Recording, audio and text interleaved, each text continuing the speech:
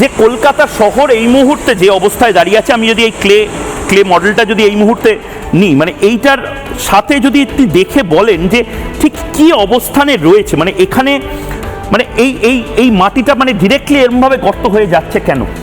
হ্যাঁ, বেসিক্যালি বলি, ধরুন আমরা বাইরের থেকে এই যে সয়েল লেয়ারটাকে দেখতে পাচ্ছি, এই সয়েল লেয়ারের নিচে আরও বেশ কিছু শূন্য স্থান আছে। ধরুন এইটা একটা নুড়ি এবং এইটা একটা নুড়ি, এবং তার ঠিক মাঝখানে ওপরের লেয়ারটাকে ঠিক এইভাবে বসানো আছে।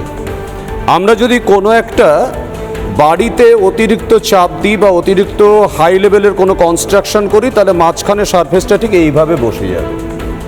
এবং ঘটনাটা হচ্ছে কলকাতার যে পরিকল্পনা, সেই পরিকল্পনার ক্ষেত্রে টোটালি একটা ভ্রান্তি কাজ করছে, এবং কলকাতার বিবর্তনের ইতিহাসটা না দেখেই আমরা কলকাতার পরিকল্পনা করেছি এরকম।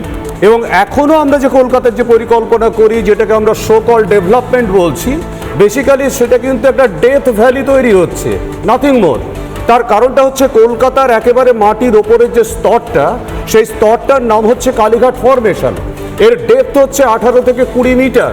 এই 18 থেকে 20 মিটারকে সার্ভে করে টোটাল এই কলকাতার যত কনস্ট্রাকশন সব কিছু করা আছে।